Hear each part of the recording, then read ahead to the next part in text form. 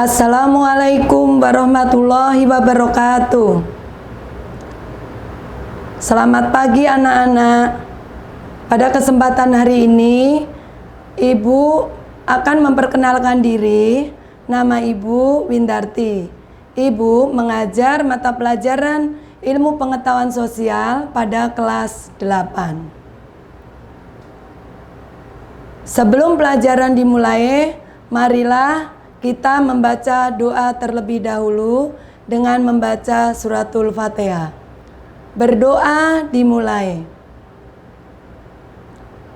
Baiklah anak-anak, tadi kalian sudah membaca doa.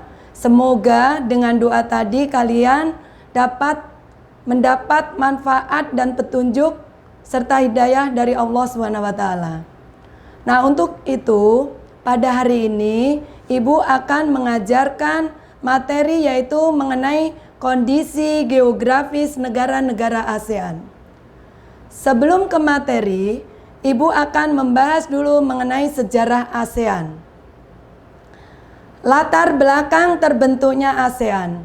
Latar belakang terbentuknya sejarah ASEAN ini adalah karena rasa senasib dan sepenanggungan sebagai negara yang pernah dijajah dan mendorong dilakukannya suatu upaya pembentukan organisasi kerjasama regional dengan negara-negara di kawasan Asia Tenggara.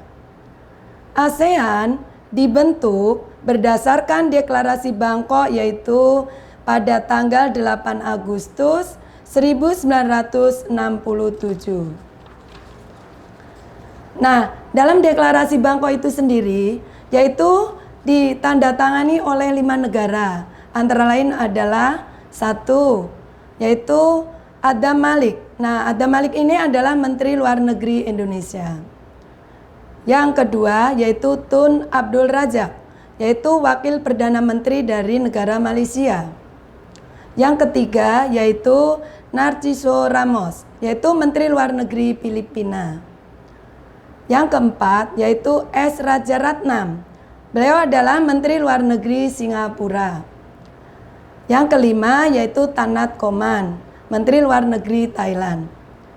Nah, baiklah anak-anak sekalian, tadi sudah Ibu jelaskan mengenai yaitu negara-negara yang mewakili dalam deklarasi Bangkok untuk penandatanganannya. Untuk berikutnya yaitu pada perkembangannya jumlah negara anggota ASEAN tadi yaitu bertambah menjadi 10.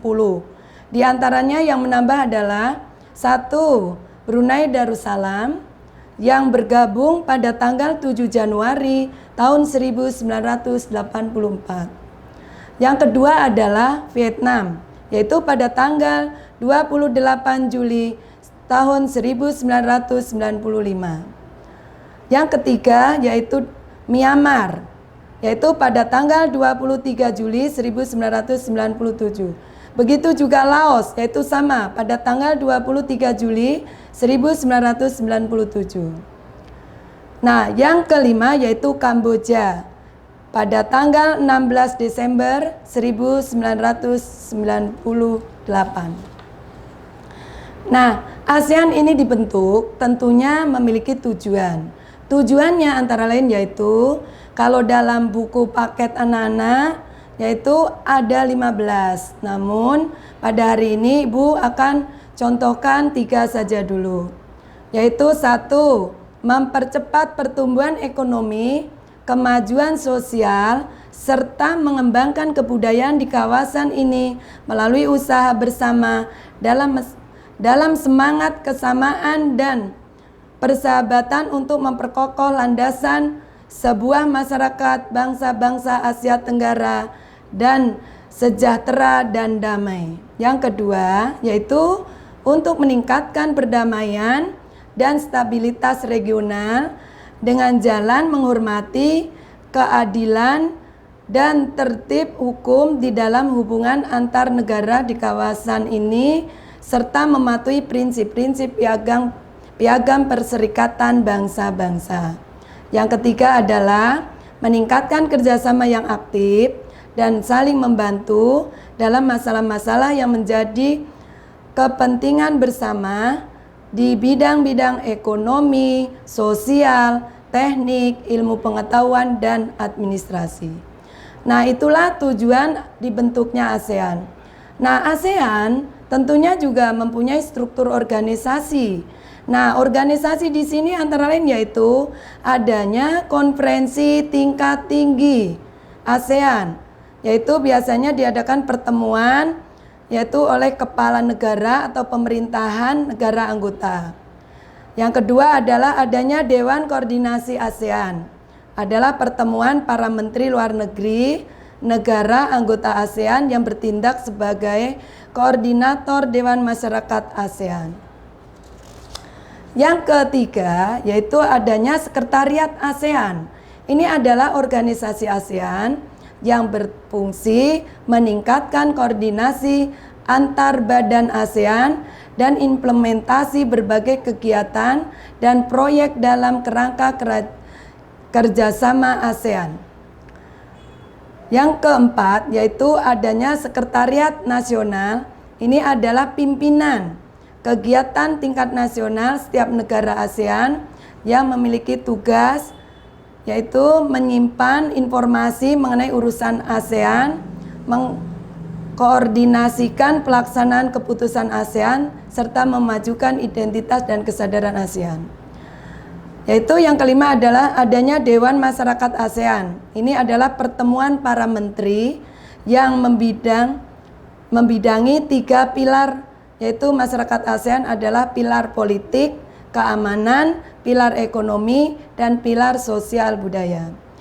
Nah, pertemuan badan sektoral tingkat menteri ini adalah pertemuan para menteri yang membidangi setiap sektor atau bidang kerjasama di ASEAN. Nah, untuk yang kelima yaitu pertemuan tingkat pejabat tinggi ASEAN. Yang keenamnya adalah adanya Komite Wakil Tetap ASEAN.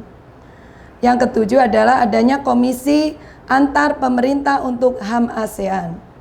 Yang kedelapan yaitu adanya Dewan Koordinasi ASEAN yang anggotanya merupakan para menteri luar negeri dari anggota ASEAN yang bertindak sebagai koordinator Dewan Masyarakat ASEAN. Nah, demikianlah anak-anakku sekalian untuk pertemuan kali ini. Semoga apa yang telah kalian pelajari materi pada hari ini bisa bermanfaat dan berguna bagi kalian. Dan insya Allah besok pertemuan berikutnya kita akan bertemu kembali. Nah, baiklah, untuk pelajaran ibu akhiri.